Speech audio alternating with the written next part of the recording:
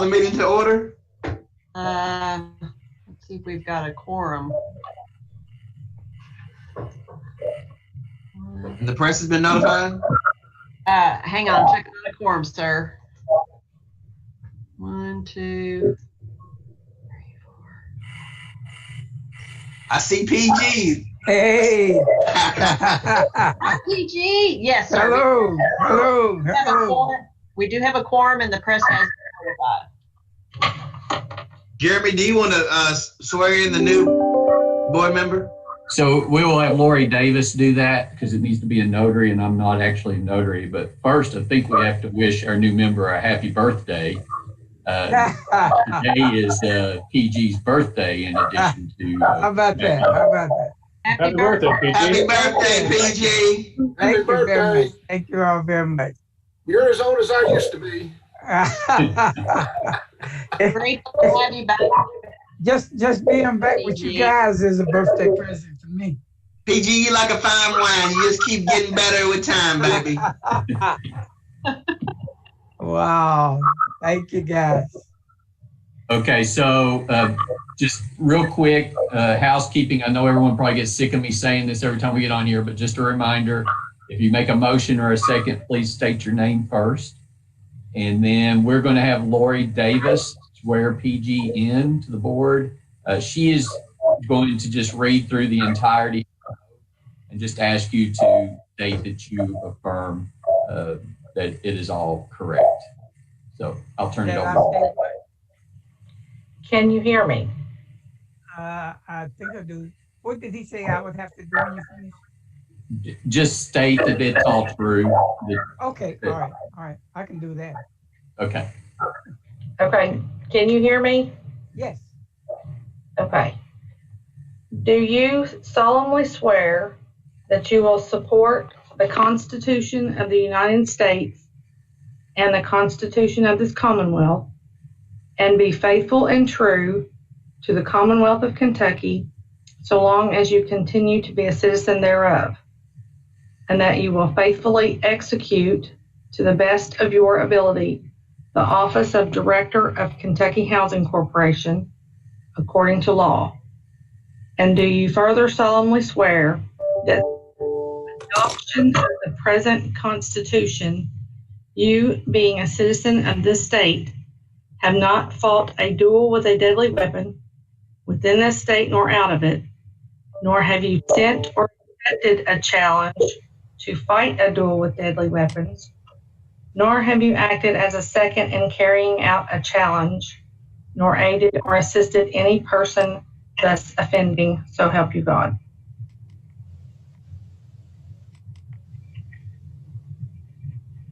That's all of it. Hear me? That's all the oath. So can you just state that you do affirm all of that? You can't hear me? I said I do. Oh, okay. Thank you. Welcome back to the board. We are glad to have you. Thank you. Thank you. Happy to be back. Now we can move to the looking at the minutes from the meeting August 27th. If everyone has had time to look over those, we just need a motion to approve those.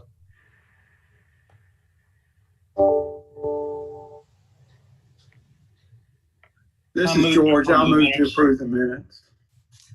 Thank you, George. Is there a second? I'll second. Winston here. Any other discussion? If not, all in favor? Aye. Aye. Aye. Is there any opposed? All right, the motion carries. Tracy? So unfortunately for all of you, I am playing the role of Tracy Thurston today. You're just getting it done today, Jeremy. Getting it done. That's right. So the first item I have for you is an inducement resolution for 330 Newtown Apartments.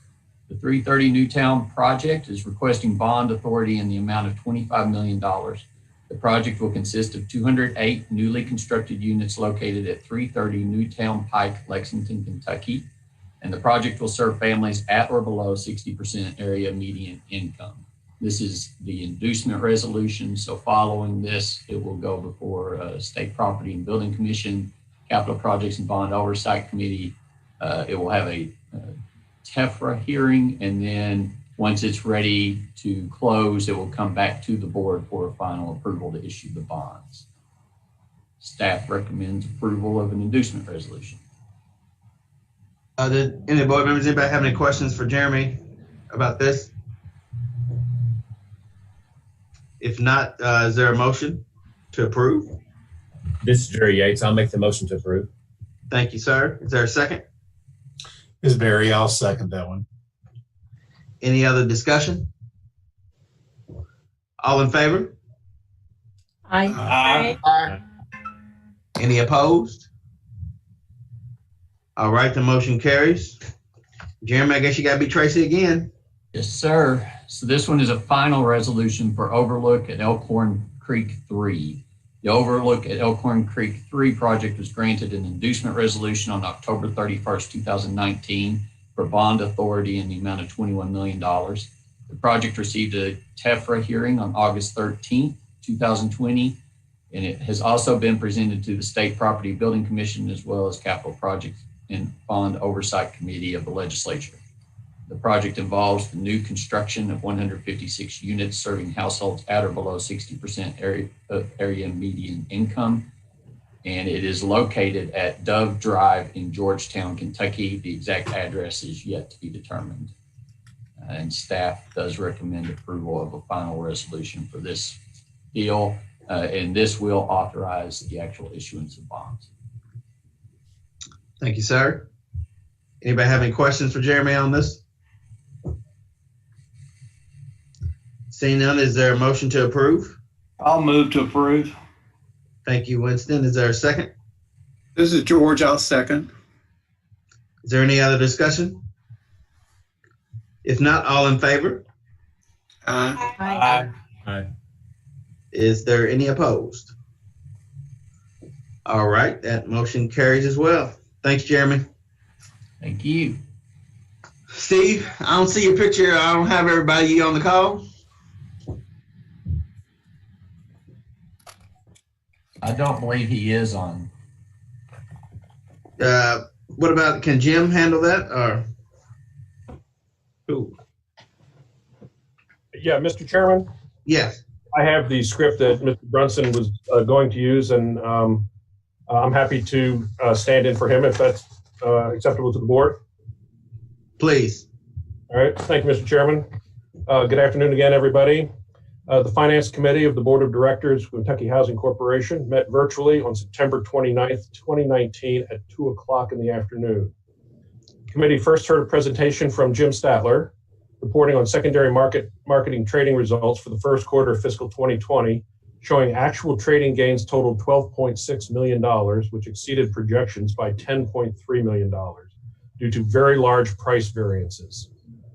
The servicing portfolio continued to grow through August, albeit at a much slower rate than in recent years.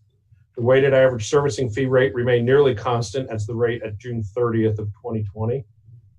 I also presented a schedule of loan delinquencies highlighting the impact of loan forbearance due to the COVID pandemic.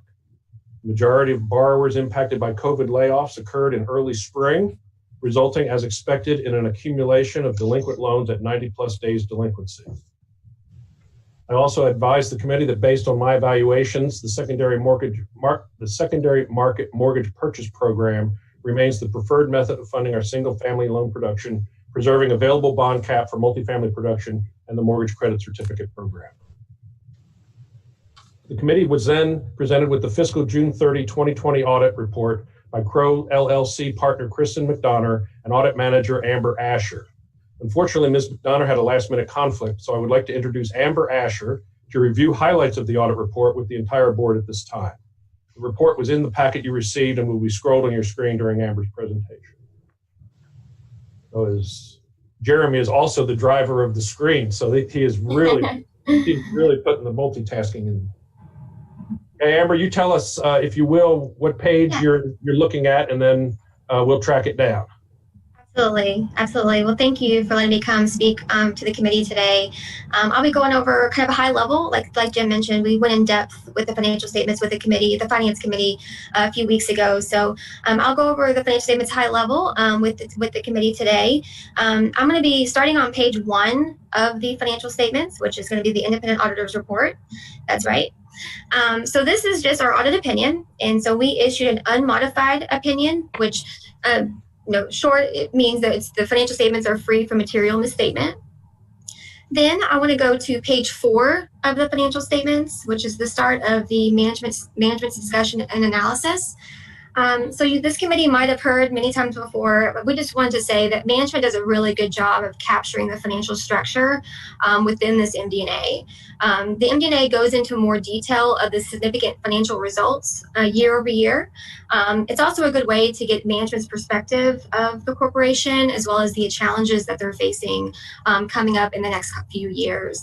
So we really wanted to draw the committee's attention to the MD&A. So kind of high level, kind of looking at those first 4 bullet points. The company's net position increased $3.4 million, primarily driven by the business type activities, which increased $38.9 million. Then the second bullet point, a single family loan portfolio increased $133.3 million during fiscal year 2020. And their loan servicing portfolio increased to $2.4 billion at June 30, 2020, which is an increase of $253 million from prior year. Then going down to the single family loan originations, at the end of the year, they totaled $534 million, which is a decrease of around $63 million from the previous year's record production level. And then the fourth bullet point here just kind of goes over the change in expenses as it relates to pension and the OPEB. So the expenses that they recognized during 2020 was $9.9 million, which is a sizable decrease of $7.5 million from prior year. I also want to note that within that fourth bullet point, you'll see that there was a $2 million provision that management recorded to the allowance, and it directly related to the COVID pandemic. And, we audited this updated estimate, and we thought that it was reasonable and consistent with, lenders within the area as well. Then I want to point to page 6 of the MD&A. So this is just year-over-year fluctuation of the statement and net position. So overall, the organization decreased in size from $980 million to total assets of $883.6 million. And this is primarily driven by the decrease in the single-family loans held by the organization. Then on page 7 page 7 is the statement of activities. High level here, you see that revenues year over year decreased slightly, but the program expenses also was down from prior year, and this was mostly driven by the hardest hit fund program as well as the bond finance loan programs. Then going down to page 12 of the MD&A, so this is going to be the financial outlook. So this is where management really goes into more discussion over the challenges that the corporation faces. And so kind of wanted to go through high level some of the things that we thought was, we wanted to bring up to the committee. The first is just the safety of their employees. With everyone, we want to make sure every organization is facing this as well, is just making sure that the employees feel safe. So working remote is typically what we've been seeing across all industries, is people working from home. And so this does increase, challenges for the corporation as far as IT, and making sure that their employees are safe, but also information and they're able to work is also being safe. Another concern that the corporation's facing is just liquidity concerns. And really, generally, it's more of a timing of liquidity to ensure that they're able to fund loans when they're being requested. So that's also a concern that the corporation does have. Credit quality is another concern. So, I think we're all this is the first time living in a pandemic like this, so we don't really know what the long-term effect is going to be, especially to borrowers. So I think Credit quality for the corporation is definitely a concern because of the uncertainty of the economy. And so I think management did a great job of addressing this through their allowance and applying that $200 million provision this year to address that concern. Another concern as you read through this kind of financial outlook is just the low interest rate environment. So right now, home ownership is affordable. People are buying houses because of the low interest rate environment. But the concern is as we kind of go out of that low interest rate environment and start to entering into a higher interest rate environment, can the new homeowners still afford all the expenses as it relates to that new home as rates are starting to rise? So that is a concern for a lot of lenders. And usually, right now, because you're not seeing a lot of losses in the loan portfolio, the only way to address that is through the allowance and applying that qualitative factor like management has done as they address that $2 billion provision this year. And then last but not least, the pension. I think the pension has been a big elephant in the room for the past several years. And although this year hasn't been too much of a challenge for our audit, given kind of the delay in allowing for corporations to determine if they want to exit or stay in the plan, it will become a challenge next year and kind of depending on how management responds to that and whether they're going to stay in the plan or to decide to exit the plan.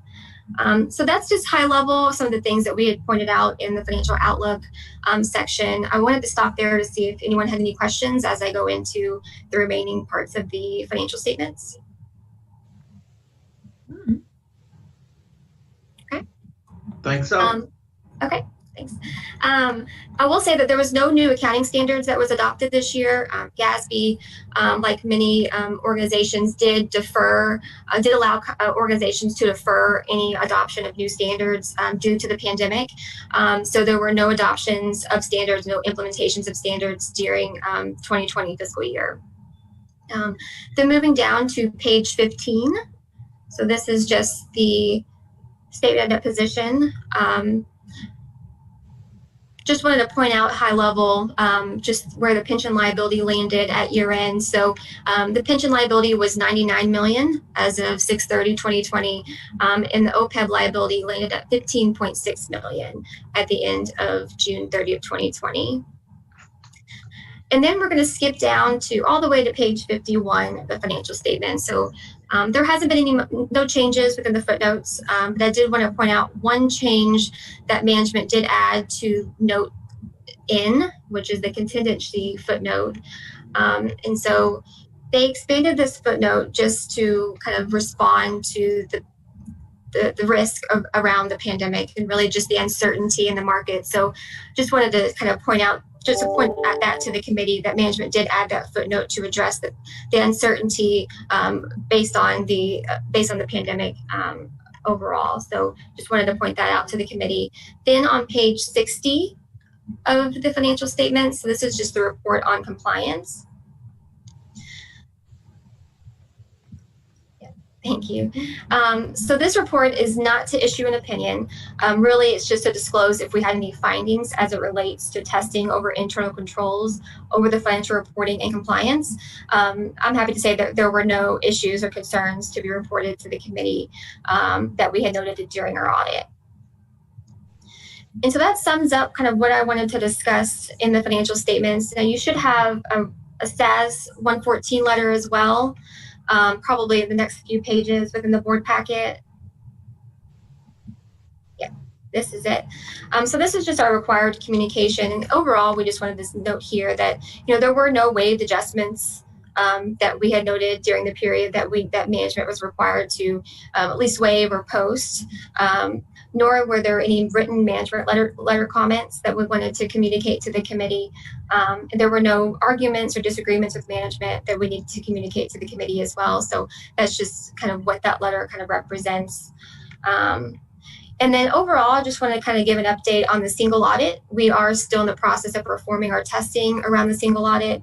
The major programs that we are testing this year are Section 8 housing choice vouchers, mortgage insurance home, the HOLLY program, as well as the very low to moderate income housing. We do test the hardest hit fund every year, and we've already communicated the preliminary results of that, which was an unqualified opinion, which is a clean opinion. We are in the process of still testing. One of the things in regards to the housing choice vouchers is management was given an extension to file the REACT report up until the end of October. So we are just waiting on that to be submitted, and we'll be able to perform testing around the REACT report. But as of right now, through our testing, we have not found any issues through any of the programs that we've tested thus far. And so that's kind of the end of my presentation. I do want to thank the KHC team, Jim, Kevin, Christina, for all the hard work. We have been working mainly virtually throughout this entire audit. So they've been very helpful throughout the whole process. And so I want to thank the management team for that as well. Thank you, Amber. You're welcome. But you never have to thank Jim Statler. We know he does work hard. Yes. Cross-eyed bear. Jim, you got anything else you want to talk about there? Anybody have any questions, comments? Yeah, are there any questions or comments? And not that I can answer them, but I'd be happy to defer to Amber. And if not, then the committee also met with Crow representatives with management not present to determine if there were any issues or concerns needing to be addressed. And since I wasn't there, I don't know what was discussed. And if any committee members wish to share that with the board, with the full board, this would be the point to do it. Any committee members have anything that needed to be shared from that? I don't think so, other than to thank Jim and his team for another wonderful audit and all the hard work that they've put into it this year. Thank you, Tammy. I appreciate that. All right, then at this time, the chair of the Finance Committee would make a motion to the Board of Directors, and I'm not sure that it's my place to do that on behalf of the committee. So the committee members if there was a committee member here that would like to then make a motion that the Board of Directors accept the fiscal 2020 audit report, this would be the point where we do that. This is Tammy. I'm happy to do that, to make a motion to accept the audit report. Thank you, Tammy. Is there a second? Yes, I couldn't get unmuted. I'll second that. Thanks. This is George. Is there any other discussion? If not, all in favor? Aye. Aye. Aye. Is there any opposed? Thanks. Thank you, everybody. Mr. Chairman, this is the conclusion of the Finance Committee report. Thank you. Thank you there, Mr. Statler. I guess you're still up, though. Yes. And I will be brief because there's a really nice report coming after me to discuss a lot of the activities that we're doing in light of COVID and CARES and all that other rot. But I'd like to just update the board just a little bit on some of the stuff that's been happening. Since Derek Van Meter has left, everybody's working a lot harder, including myself, trying to cover all the bases. And I think so far we've done a pretty good job of it. We have a big report that has to be filed with the MBA tomorrow that I think will get done in time.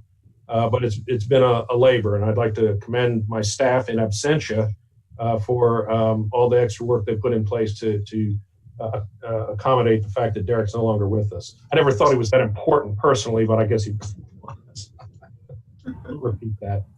Okay, if you look at the first section on this chart that's up on your screen now, the big highlight year to date has been the secondary marketing gains, and that's just a continuation of what's been going on for almost 2 years now. That the derivatives builders and the really smart guys in New York just really love our Ginnie Mae pool paper. And through August 31st, which is Saturday, we will have recorded $16.15 million in secondary marketing gains against a plan through October 31st of only $2.9 million. And so we're going to be $13.2 million ahead of plan just through the first 4 months of the fiscal year. And if you follow the next three columns down to the three lines below that, you can see where that volume or where that variance or how it was created. And $990,000 of the variance was accomplished by having more volume, $49.5 million in loan production. And $11.5 million of that is because of the really incredible pricing we're getting on delivering our pools. We go into every year planning on making 2 points on the pools we're going to sell. That's the goal of the program. And instead, we are selling and making almost 8.25 points on our pools. So for every $1 million in pools, we're getting $82,000 of profit. That's a 6.25% over what the plan called for, and that created an $11.5 million positive variance. And then a concept that I've introduced the board and the finance committee to is one of the other metrics that we have to achieve is a 50 basis point servicing fee for the Ginnies and a 25 basis point servicing fee for the Fannies. The weighted average of the plan this year was 47.3 basis points, and we actually delivered 41.8 basis points, which essentially means I sold, and it's the lineup of how the loans fit into the pools more than deliberately cheating servicing, but I sold 5.5 basis points of future servicing income on the $196 million that we've produced year to date, and that accounted for $710,000 of the gain as well. And so we basically cashed out that little bit of the annuity and took it as cash in the current year. And what the market is paying for this is far in excess of what, in my opinion, the servicing is worth. And so I'm happy to sell that little piece of the strip to the market so that they can be at risk of not getting it in actual payments. So anyway, that's an up arrow, and that's a really good thing happening in the company so far through October. Looking at the next section there, servicing portfolio, total dollars of the portfolio, that's a down arrow a little bit. We have grown a little bit, but not appreciably like we have in years past. And we're pedaling very hard, getting as much production in as we can, and we're almost getting outpaced by the level of payoffs that we're receiving on the other side. And so you'll see in the increase-decrease column, we're showing a slight increase in the service for others, which is where all the new production is going, and a decrease in the bond indenture, which holds all the old production and the loans that are paying off. As I've told the board before, this to most servicers is the worst possible thing that can happen, high payoffs. But for us at Kentucky Housing Corporation, that is vindication that we've gotten people into the home ownership stream, the wealth building stream, and they are now able to refi their house and get a lower interest rate loan. So this is basically evidence of a success of getting people into housing, which is the primary purpose of the single family program, getting first time home buyers in the system. So we're able to outpace the runoff just a little bit, but it's a good news, although it's a down arrow because it is putting pressure on future revenues. The weighted average servicing fee, that number has been dropping for the last several years on the service for others. Since June, we've actually increased that by 0.2 basis points. That's not a whole lot, maybe $150,000 to $200,000 a year that we wouldn't have gotten otherwise, but that is a good news report. We want a slightly higher weighted average servicing fee. That balance with the cashing out of that servicing fee on the gains I just talked about is a balance, but if we can have a good cash yield on the gains and then also set ourselves up with a nice annuity stream at the highest possible yield, that's a good news deal there. The fourth section, delinquency ratio, that's a down arrow. COVID is impacting our delinquency ratio pretty substantially, and we've basically watched it happen. In April 30th, we had 30-day delinquents, and 60 days that bubble, or at May 31st, it became 60s, and then it became 90s. And what's happening is all those loans are continuing to pile into the 90-plus delinquency rate bucket because we can't initiate foreclosure. We don't want to initiate foreclosure on these folks, but what happens is that it's continuing to pile up in the 90-plus. And you can see that the 90-plus at September 30th was 2.8% compared to just 1.84% just 3 months earlier. And so that is going to continue to increase. Wendy's going to talk a little bit about some of the stuff that we're doing in servicing and home ownership to make it easier on our borrowers, if nothing else. But it is something that we anticipated, That's why we have an extra line of credit for payments that we knew we would not be getting. It's costing us about $500,000 a month. As that ratio goes up, though, there's about $500,000 of payments that we're not receiving that we would otherwise be receiving. And it does not stop the fact that we have to pay out the $500,000 to Ginnie Mae or on our bondholders as scheduled principal and interest on the outflow side. So we're having to come up with some liquidity to do that. We knew that was going to happen back in March. We set up an extra line of credit, and so liquidity is not an issue. But the realization of some of what's happening because of COVID and loan forbearance is impacting cash flows just a little bit. That's a down arrow. Now, we have had several people who initially claimed forbearance, missed 3 or 4 payments, got work back, were able to resume paying, could not make up the shortfall.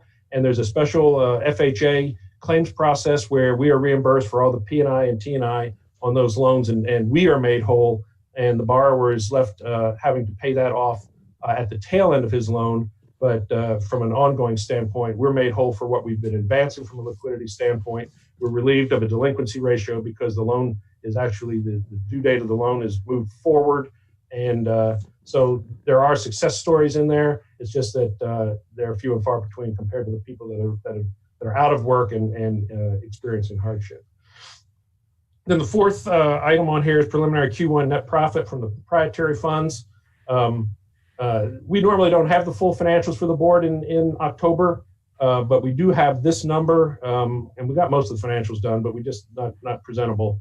But through September of 2020, we have made just short of $16.5 million. That compares to $10 million at this point last year. So we're about 6.5 million ahead of last year. Much of that on top of because of the secondary marketing gains. So a couple of one-offs in here on some admin fees that we collected. But the year is off to a good start from a bottom line standpoint. People, you might ask, well, why is the state housing agency making such a big deal about profit? We have something called a big pension liability that we have to pay, and with that profit comes the cash that we're going to be able to hopefully get out from underneath the pension problem, and then continue to earn at this level so that more of it can be plowed back into the mission. And so that's an up arrow, and that concludes my report, Mr. Chairman. If there's any questions, I'll be happy to answer. Anybody have any questions for Jim? It is important to stay in position to handle the pension liability, so we appreciate everybody's hard work and appreciate everybody's efforts. Thank you, sir. All right, you still up? Yes, and this is the end of my comments, so you'll be happy to hear that, Mr. Chairman. The agenda item here is for a contract with Kavanaugh McDonald Consulting LLC for actuarial consulting services. Kentucky Housing Corporation requests approval to enter into a personal service contract with Kavanaugh McDonald Consulting to provide actuarial consulting services for analysis of options related to pension recommendations. Following a request for proposals last year, CMC was selected by the review committee from five responding entities to provide actuarial consulting services related to the analysis of options regarding the pension available to KHC. We have the option of renewing the contract for 2 consecutive years. This would be the first renewal of that contract. They were very instrumental in helping us get to the point that we actually got to last year, and providing us with a soundboard of the reasonableness of some of the numbers we were getting out of KERS from across the street. And I would definitely recommend that we recontract with them for this run at getting rid of the pension, and recommend approval by the board of this contract, $65,000. Does anybody have any questions for Jim on this? If not, is there a motion to approve? Move to approve. Winston. Thank you, sir. Is there a second? Second, this is Katie. Thank you, Katie. Is there any other discussion? If not, all in favor? Aye. Aye. Aye. Any opposed? All right, that motion carries. That concludes my piece of the agenda, sir. Thank you there, Mr. Statler. Moving right along, Mary Beth. Good afternoon, everyone, and thank you for allowing me to provide an update on tenant assistance programs. Jeremy, if you don't mind to go to the next slide. Tenant Assistance Programs is one department with two distinct primary programs. One is our Project-Based Contract Administration Program, or PBCA, in which KHC is under contract with HUD to ensure owners and agents of 369 multifamily properties across the Commonwealth are in compliance.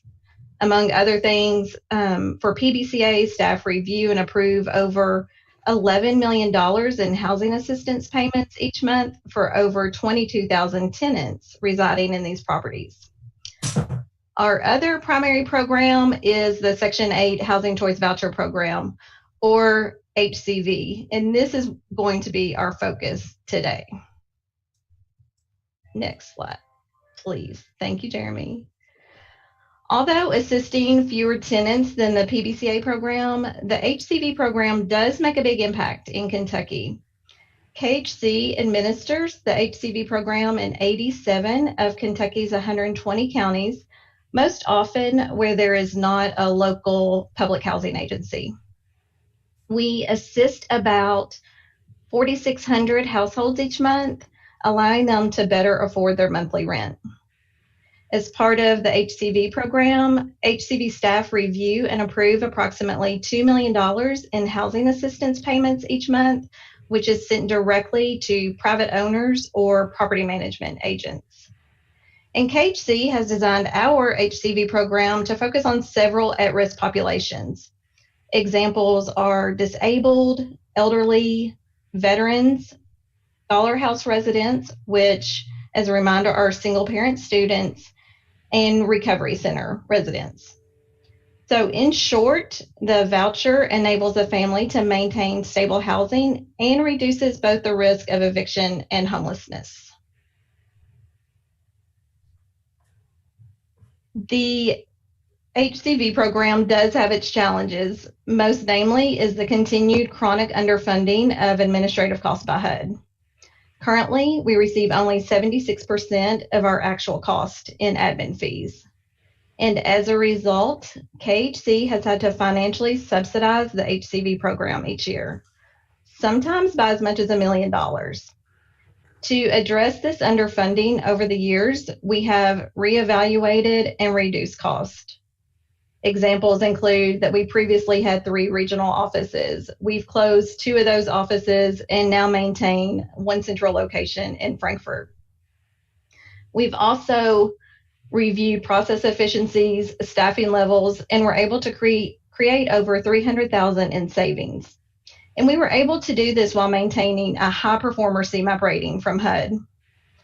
And as a reminder, CMAP is the Section 8 Management Assessment Program and is HCV's annual performance rating from HUD. Rating options are high performer, standard, or troubled. But even with the consistent revamping, the ongoing financial challenges led us to outsource the day-to-day administration of the HCV program. In August 2018, we transitioned the program to an external vendor. And we had previously thought the decision to outsource was going to be the most difficult part, but found out that that was not the case. In June 2019, we terminated our contract with the vendor only 10 months into a 2-year contract, and we reestablished the program in-house. And we took this as an opportunity to do a complete reset of the program. And as I mentioned before, we received that annual performance rating from HUD. And not long after returning the program in-house, for the first time in KHC history, the HCV program was designated as a troubled performer for fiscal year 2019. So in 10 months, we went from a high performer to a troubled agency. The HCV team regrouped and we focused on a massive backlog of work left by the vendor. We were constantly prioritizing and reprioritizing our processes, again, our staffing levels, and our program performance, including our budget. It didn't always feel like it, but we were making great progress.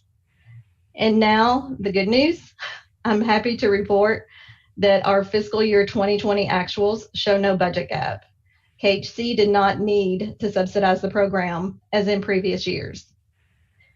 And just last week, we received our annual CMAP performance rating for fiscal year 2020 from HUD, and we were designated as standard. So we've been able to shake that prior troubled status.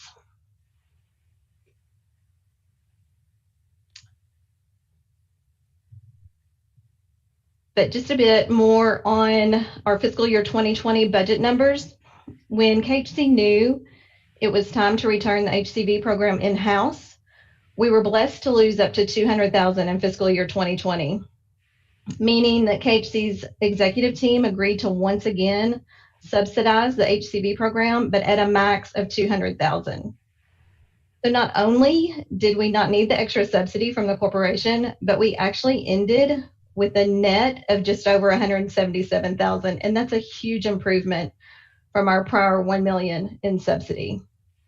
And although we did receive additional admin funds in fiscal year 2020 through the CARES Act, none of those funds were applied to that budget year. Thank you. But we will put the additional $1.27 million in CARES Act admin fees to use. Since we did not use any of those funds in fiscal year 2020, and HUD has now extended the use of the funds to December 2021, we're going to be able to use that $1.27 million to cover any budget gaps that we may encounter in both fiscal years 2021 and 2022. So for once, the HCV program is not worried about their budget for a few years. So to wrap it up, in less than 18 months, we've been able to not only improve our performance rating with HUD, but we've done so within, or actually better than, our anticipated budget. I could not be more proud of the HCV staff and their commitment to the program, and I look forward to seeing what else we can accomplish in the coming year. Hey, Beth, thank you. Yes, thank you. And I do want to thank each of you all for your ongoing support of the HCV program. Well, let me tell you something, man. We took a treble program and made it a lot better really quickly, and that's due to a lot of hard work, and I just appreciate everybody's effort in doing that. Thank you so much. Chairman, this is Wendy. I just want to say that this is really quite a turnaround story. It crashed pretty quickly with our vendor, and yes, although we had a 2-year contract, we terminated that in less than a year. And Mary Beth and her managers and her line level staff, and you all don't know how many people we had to beg to come back, to come out of retirement and work part-time for us. And Mary Beth is the kind of leader who, even though she had to lay off some staff, they were willing to come back when we pulled the program back. And I think that says a lot about her. It says a lot about KHC. And we are just tickled to have the program on sound footing. And her team is doing a lot to collaborate with our homelessness providers to try to connect the dots more. So it's only going to get better. Let me tell you, that definitely says a lot about her leadership. And Mary Beth, like I said, I just say thank you, and thank you to your team, because let me tell you something. I challenge Lisa and Wendy to get this fixed. And You know what? we got it fixed, and I just appreciate everybody's efforts. We did, and thank you very much. It was definitely a challenge, but we've pulled it off. All right, Wendy. Yes, sir. So yeah, Jeremy, if you want to advance to the next page, I'm just going to give you all kind of an overview of how KHC has been responding with our program areas to COVID-19. If I were a board member, I'd want to know, what is the corporation doing to help the Commonwealth? And so I thought I would just give you an update. We're certainly not done. There's lots of need across the Commonwealth, but I wanted to give you a sense of how my departments, but also Jim's departments and Jeremy's multifamily department are responding. This is not comprehensive, but it's meant to give you kind of a sampling of some key things that we're doing. Go to the next slide. So there's 3 areas that we're helping in right now. One is with homeowners, one is with renters, and then with our development partners. So for homeowners, there's kind of two key ways that Jim's single family programs department, which is where we generate our loans, as well as the loan servicing department, are working with homeowners. We're helping our borrowers, and we also have reinstated the unemployment bridge program. Next slide. So Jim's loan servicing staff have been doing quite a bit with our current borrowers, so folks who have a home loan from KHC who've been impacted by COVID-19. They have talked and worked with over 1,900 borrowers who were impacted, worried, and wanted to talk to our loan servicing team about what to do about their mortgage. Of those, a little over 1,300 ended up going into forbearance agreements. This represents about 4.5% of our overall loan portfolio.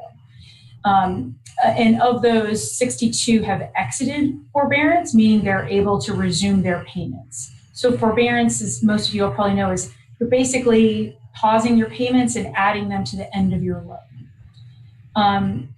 We are doing all the proper reporting to make sure that borrowers don't end up with negative impacts on their credit scores. We don't want them harmed by this. A lot of what's happening now is nobody's fault, in terms of individual responsibility for what might be happening to them. Several of our borrowers we also connected to the unemployment bridge program. I'll talk about that in just a second. And I will say that the loan servicing staff is seeing kind of an uptick in calls about forbearance lately. And some of that has to do with the enhanced unemployment expiring and folks, starting to have some financial issues. So they're seeing about 40 new requests per week around this. And Jim, I don't know if you wanted to say anything before I move on. No, Wendy, the uptick, and we've seen it in both the delinquency ratio recently and also the call levels.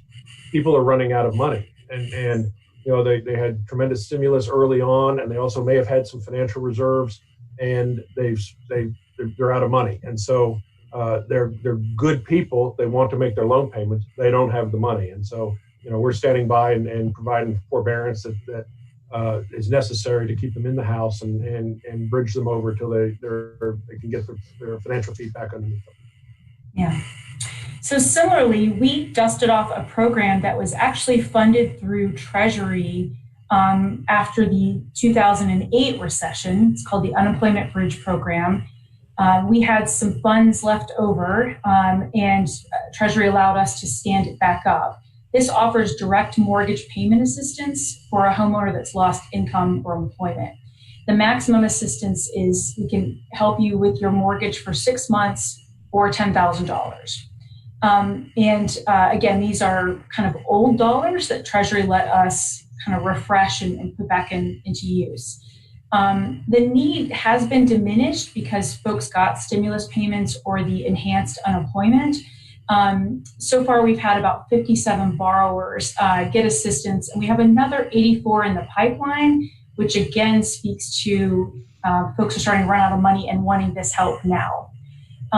We do, just because of the timing of the dollars with Treasury, we will close the window in mid-November, and I wanted y'all to have the link in case you did want to connect anyone to that program.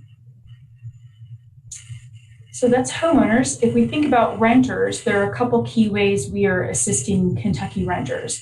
Our Section 8 rental programs are doing some things. We are administering for the Governor's Office and the Finance Cabinet the Healthy at Home Eviction Relief Fund, and we got some CARES Act Emergency Solutions Grant funding, and I'll touch on those briefly. So our Section 8 programs, which are the two departments that Mary Beth Smith, who just presented, that she oversees, they've done a handful of things. So the main thing is to make sure that tenants and landlords know that if a tenant has lost income, because a lot of our Section 8 tenants work and they pay 30% of their income toward housing, if they've lost employment, then they should pay less, and our rent assistance should cover more of the rent. And so we have done e-blasts. We actually did robocalls out to tenants and landlords, and we've sent letters to make sure they know, like, if you've lost income, don't apply to Team Kentucky or the Healthy at Home Fund. Call us so we can readjust your rent assistance. We're allowing our tenants a little more time to report a lost income. Usually they have to do it within like 10 or 15 days. We're giving them a little more time to do that. We also have been processing on HUD's behalf some special payments for property owners who had to spend money during COVID-19, either to set up a remote office, to make the rental management office safe for tenants to come in and make rent payments, things like that. Next slide, Jeremy. We are right knee deep in administering the Healthy at Home Eviction Relief Fund. Again, we were asked by the governor's office to help design this and get it going. We started talking in mid-August and it launched in September, early September. Governor Beshear dedicated $15 million in CARES Act, their coronavirus relief funds, pretty flexible dollars to prevent evictions. This covers 119 counties, so everywhere but Jefferson County, because they got these dollars directly. And it requires that the tenant and the landlord both apply. You can go to the next slide, Jeremy. So as of a couple days ago, and the numbers change all the time, we had received almost 5,700 applications from tenants. Some of these end up being duplicates because folks have trouble applying. So you can't take that number. We won't know till the end how many individual discrete applications we've really received. About 4,170 were complete tenant applications, meaning they're ready for us to process, get a little more paperwork and determine if we can approve them. The average payment that we're sending out is around $3,600 per tenant. And again, as of last week, we sent out 652 payments on behalf of 652 tenants, totaling $2.4 million. That number has changed. Every week it grows because we've added a bunch of temporary staff and KHC staff to the process. And as of a few days ago, we were up to $3.2 million in total payments for 862 tenants. I can tell you that the number of tenants we will assist this week will get us well over 900. I just pulled that report, but again, it changes every day because we're processing every single day. We have to get the dollars out by the end of the calendar year. So I really want us, we've got to crank up productivity to get there. But we just added 9 new people this week on Monday. So we're on track. We're making good progress. So we'll get there? We will. I'm really not worried about it based on adding these 9 new folks. And we've streamlined our process a little more. And it's the state's public protection cabinet that actually built the online applications and the system we use. And they've created some shortcuts for us that's really saving time. I think this week we'll get out a little over $1 million. So we're, as you can see, the percentages that we're increasing from the previous week keep growing. And I think we're going to have no problem. I want us to get to 1.4, 1.5 per week. That way we know well before Christmas we're good. I want my staff to have Christmas. I want to have Christmas. Next slide. Wendy, are we still accepting applications? Not new applications. Not but new, if you have an application in process, you have until, the governor just tweeted this yesterday, you have until next Thursday close of business to complete your application as a tenant or a landlord. Thank you. We estimate that our funds are pretty fully committed, but we will have some extra admin that's been allocated to us that we can put toward hopefully helping the last few folks. We don't want folks who made it as far as getting all their stuff and getting approved. We don't want to deny them. So we're going to try to watch that number really closely. So the third thing I wanted to share with you all with relation to renters is that we received a little over $23 million in emergency solutions grant funding, ESG funding. We get these dollars every year. They're for homelessness services and shelter and housing assistance, but we usually get about 2.5 million a year. So as you can see, it's almost a 10-fold increase, which means a radical increase in volume for us and our partners. And of this, our plan is to, actually, we've executed quite a bit of this. 1.5 million in additional funding is going to our emergency shelters. 10.8 million is going out to our partners for rapid rehousing for the homeless, which is kind of like a Section 8 voucher. It doesn't last as long, but it is rent assistance to just get you immediately rehoused so you don't spend a lot of time being homeless. And then the last is we're holding 8.7 million for the prevention of homelessness, which is a kind of eviction prevention, not as flexible as the Healthy at Home program, but still important in terms of keeping people from entering homelessness. So of that, for the emergency shelter, we have awarded the funds to partners and are getting, I'm signing a batch of grant agreements and award letters every week. So these are going out. The same is true with our rapid rehousing. That 10.8 million has been awarded to partners and it's going out. The funding for those two categories should be available to partners tomorrow or next week. For our prevention of homelessness or eviction prevention, we decided to award 1.6 million to partners so they could deal with folks who are couch surfing, who are, despite the current moratorium on evictions, are not covered by that and might experience eviction. So we've gotten those grant agreements out. We are currently holding a little over 7 million to administer eviction prevention similar to the Healthy at Home, and we may even use that system to do it. And the last category in how we're responding is with our partners. So nonprofit and for-profit partners across the state have asked for flexibility, for waivers, all kinds of ways for us to help them get through the pandemic. I'm only going to highlight two key things.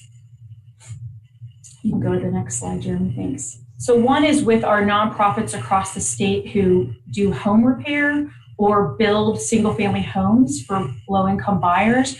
They basically came to us and said, we're seeing construction costs just escalate. Materials and labor, it's going through the roof. We're hearing this from our multifamily developers too. And so what we've done is we've done a 1-year waiver on our subsidy limits. And you can see those listed here. For development, we've lifted it from $25,000 to $35,000 as a subsidy for the development. And for home repair for existing owners, we lifted it from $15,000 to $20,000. It was easy to say yes to that. And the other thing I want to share with you is just what we decided to do with some upcoming funding rounds that are of particular interest to nonprofits across the state. We decided to do 3 funding rounds simultaneously because they use a lot of the same funds, our home funds, the State Affordable Housing Trust Fund. And by doing these concurrently, what it will allow us to do is to get a sense of the demand across the different categories. Who wants to do small multifamily development? Who wants to do single family home development? Who is more focused on home repair?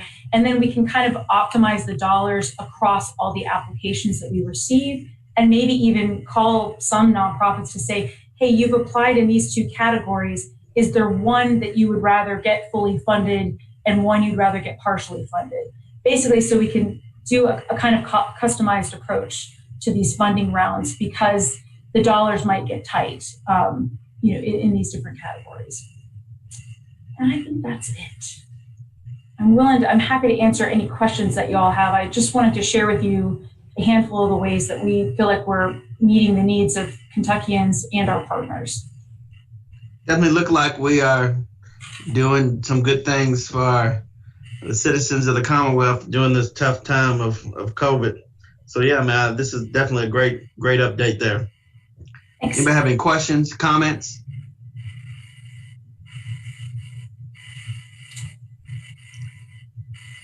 Okay, Jeremy, I just included the moratorium information in case anybody wanted to know about that. It's just FYI.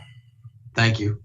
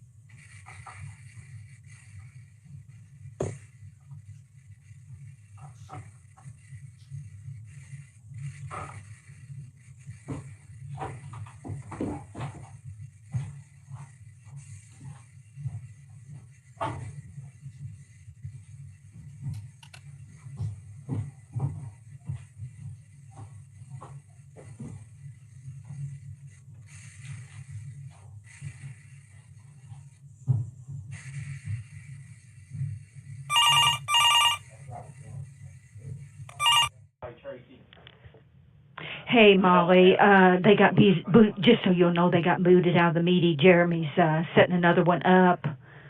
Was you streaming it? You were streaming it, wasn't you? You just got back in. Oh, good, good. Sounds good. Okay, thanks.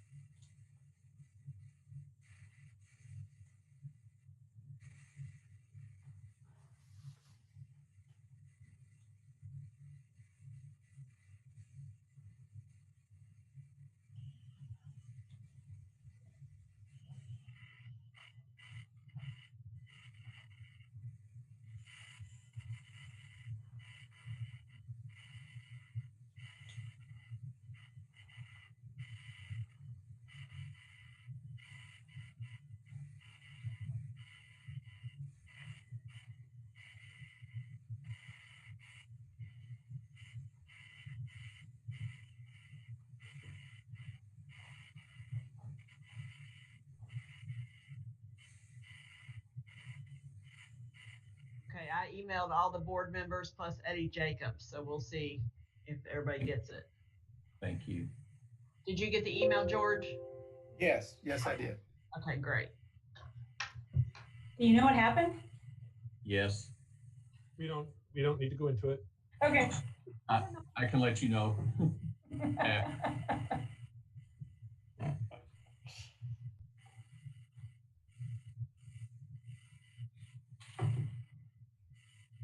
I actually thought it was my computer because I got kicked off twice during the meeting. Oh, you did? Yeah. My internet was unstable here at KHC. We're coming back. Wait till everybody gets there and then you say, and in conclusion. Did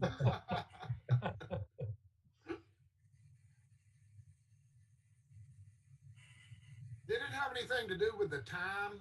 Because it cut right off at 3 o'clock. It did not. It was just it was a technical snafu on our end, but. Well, you know what I say, I'm a boomer zoomer and trying to get used to it. So everyone can just disregard that statement I made earlier about becoming a de facto member of the IT department. Maybe that's what it was. They heard you and knew you. That's right. Yeah, I think I failed my test today for that.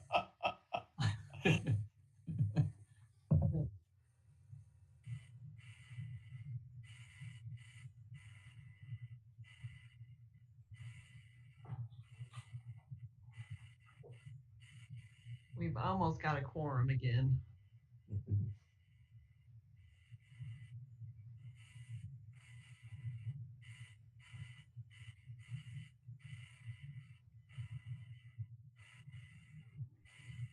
William lost in cyberspace. Somebody just tried to call me. It's not his number though. I don't know who that is.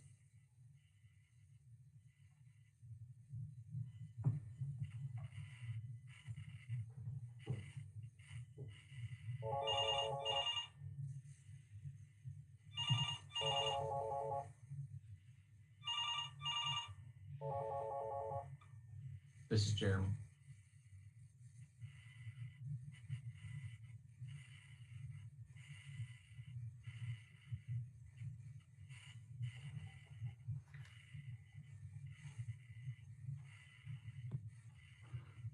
almost got everybody now. Hello again. Hi, Tammy.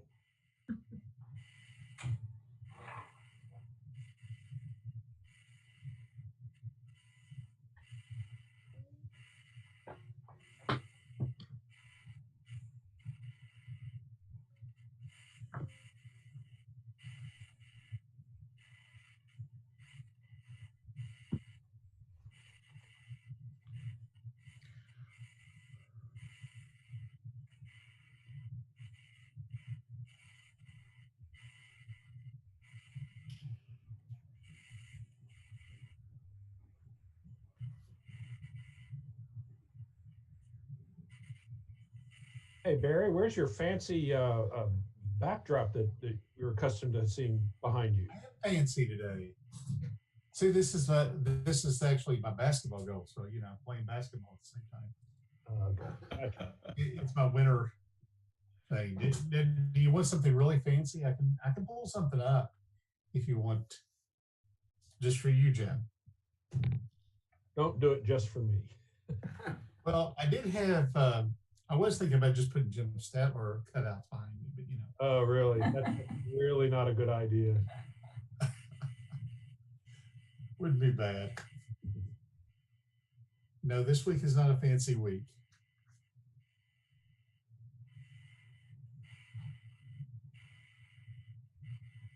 So we don't have the chairman. I was going to say, I think we're just missing the chairman and PG. PG. I'm going to try texting the chairman, make sure he got the email.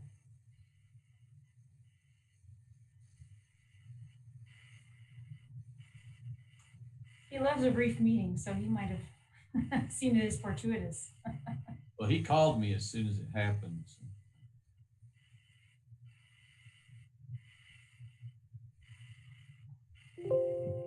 I'm texting PG. Thank you.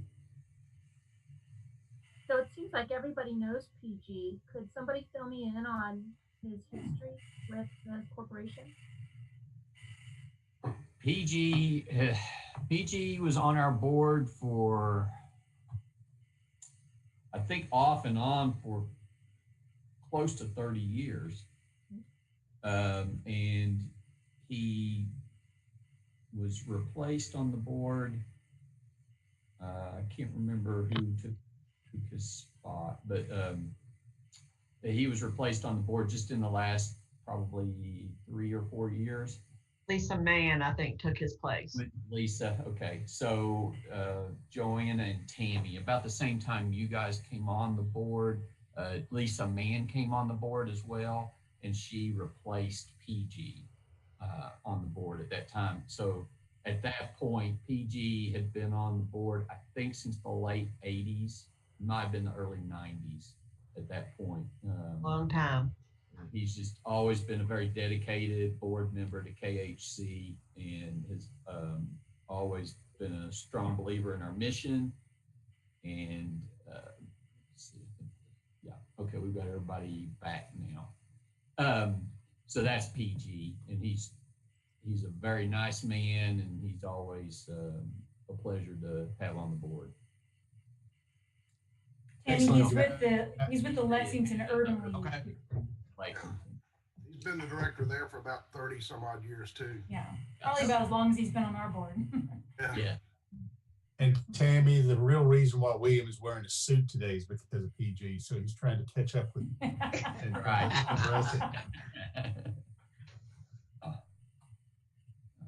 We actually have Stephen joining us too. Yes. Hey, y'all. So I apologize to everyone. We had a little Zoom conflict there for a moment. Yeah, Jeremy, I think we need you to stay legal. We'll need you to go to IT, okay, man? Yeah, I already let everybody know I was withdrawing my name from consideration for that. So everyone's back but PG, and we picked up Steve at this point. So we do have a quorum. Everyone's back in except for PG. If we want to go ahead and proceed, I believe that Mr. Jacobs attempted to text PG. Yeah, I texted him. Hopefully. hopefully he'll Wendy, get. if you could just continue. Sure. So I have the next item in your packet, which is agenda item number 12, begins on page 118. And this is I'm seeking authorization for KHC to enter into a personal service contract with Millennium Learning Concepts, LLC.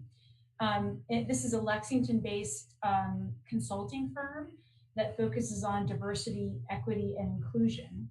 And thank you, Jeremy. And we issued this RFP a while ago and received 6 responses. We had an RFP committee review and score them. Millennium scored the highest on the first round, and then we, of our 3 highest scored consultants, did interviews and called references, and Millennium maintained kind of their top spot. It's run by Dr. Roger Cleveland, who has done a lot of work with Jefferson County Public Schools, Harris County Public Schools, which is around Houston, Gateway Community Technical College, and a lot of other public as well as some private clients. And we are seeking this assistance. I think a lot of organizations are taking a hard look at themselves and how well they're doing around diversity, equity, and inclusion. And the scope of work is to first conduct an organizational assessment. Dr. Cleveland would call it checking in with the climate and the culture at KHC. And then in response to that, telling us the findings of that and kind of a short and long-term roadmap for making concrete improvements. And then the last piece would be doing some trainings for staff, virtually or in person if the timeline and the pandemic allow. And we're doing this for a couple reasons. One, if we're going to be committed to housing as a human right and fairness around housing, we also want to be the kind of employer that embodies that internally. We want to be a place of choice for everyone who currently works here and prospective employees. We also think that going through this process could help us with working in our programs, more externally facing. So our Section 8 program, our loan servicing, our homelessness programs, that those would get better through this process also. And in addition, we might get better at engaging a more diverse range of vendors and contractors when we do RFPs. So we're really hoping that this helps us, again, primarily internally, but that it would have some impact with our external work as well. There are many phases to this. And the dollar amount, $100,000, covers all the phases. Anything that would happen in subsequent years would be negotiated with Millennium Learning Concepts.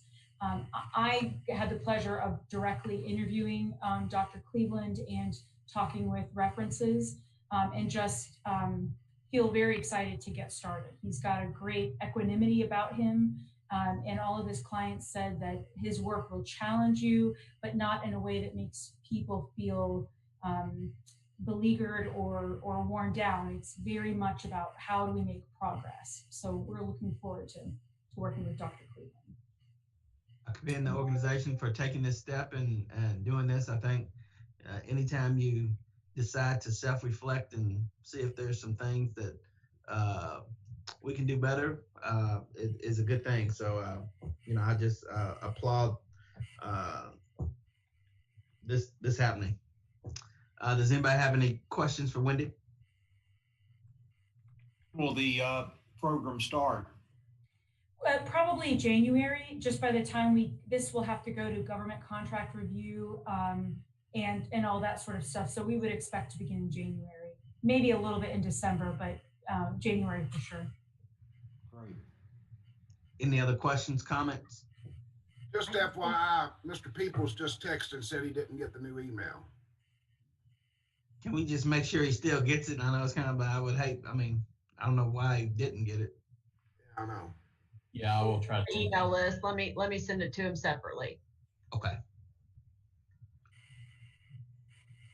I was just going to say, I think it's a really good idea to bring a consultant in to do some of this work and look at the assessment of the organization as a whole and you've got so much data about your programs and what you guys do. I think you're gonna have a lot of good data to work with as well.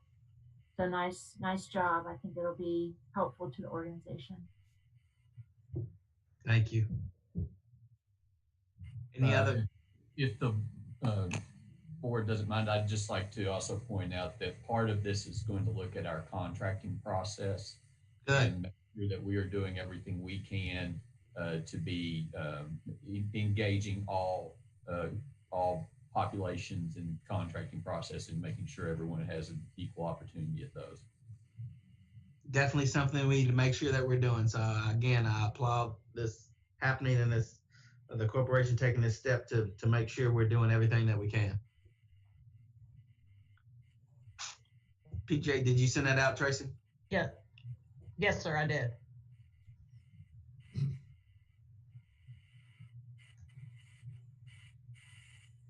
Kind of want to try to wait. This is something that PJ's been involved in a lot, so I was going to see if he had any comments or questions. I was trying to wait to make sure if he was able to get back on that they would be heard before the vote. I'd be surprised if he doesn't know Dr. Cleveland. I bet they know each other. I am pretty certain he does know him because I believe that, so Roger Cleveland is my neighbor. He lives across the street from me and I know him pretty well, but I do know that Roger was appointed to the task force that was looking at the gentrification in downtown Lexington. And I know PG was very active in that as well. So I'm sure that they do know each other.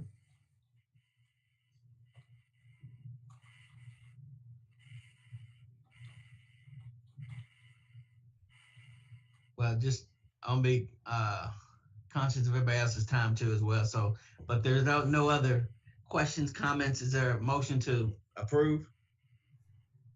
Move to approve. Is there a second? This is George. I'll second it. Any other discussion?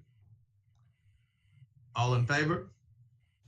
Aye. Is there any opposed? All right, that motion carries. Thank you. Thank you, Wendy, for everything. Jeremy? Yes, sir. So we have two board members for which this will be their last meeting with us. And we want to make sure that we recognize them for their service and their dedication to KHC. So the first of those is Joanna Shake. Joanna has served on our board for 4 years now, supporting the mission and the goals of the corporation. And she has now resigned from the board or been replaced on the board, whichever way you want to put it. But KHC recommends approval by the board of directors of KHC of a resolution recognizing Joanna Shake for her dedication to the corporation and commitment to the cause of affordable housing in the Commonwealth of Kentucky. Joanna, is there a motion to approve this? I'll make a motion. This is Katie. I'll second. Any other discussion? All in favor? Aye. Aye. Any opposed? A motion carries. Joanna, I just personally want to thank you. I mean, you've always brought professionalism and appreciate your service, and definitely the time that you put in has definitely made the corporation better. So thank you. And our second board member is Tammy Weidinger. Tammy has served on our board for 4 years as well and has supported our mission and our goals. And so KHC staff does recommend approval by the Board of Directors of Kentucky Housing Corporation of a resolution recognizing Tammy Weidinger for her dedication to the corporation and commitment to the cause of affordable housing in the Commonwealth of Kentucky. And I don't know if everyone is aware, but I did recently see a notification that I believe Tammy is retiring from the Brighton Center. Is that correct, Tammy? Yeah. And for anyone who may not know, the Brighton Center is a very impactful agency, not only in Northern Kentucky, but has done services throughout the Commonwealth. And Tammy has been the CEO there for a number of years now and led that organization to a high level of success, and certainly has a career worth recognizing, and is owed some gratitude by the Commonwealth of Kentucky for all of her service at the Brighton Center as well. I get a motion to approve? So moved. Second? Can I get a second? I'll second it then, Barry. Thank you. All in favor? Aye. Thank you. Tammy, you have challenged this corporation in many ways, and you brought a lot of thoughtful comments and just appreciate the time and the effort that you have put on this corporation's board, but also just for your career, the time and effort that you put in. There's many Kentuckians that are better off because of what you've done, and we just want to say thank you, and that we really do appreciate it, and we wish you good luck as you move into the next stage of your retired life. Thank you. I appreciate that. It's been an honor to serve and to get to know all of you. Thank you. Jeremy, Wendy, do we have any more informational items? Yes, sir. No? Is Jim still out here? Does he have anything else he wants to say? Always got something to say, but not at this time, sir. All right, well, if not, is there a motion for us to adjourn? So moved. Motion. Thanks, Winston. I thought we'd be here the rest of the weekend. Everybody have a good weekend. Thank you. Thank you, everyone. Sorry again for the difficulties. No worries.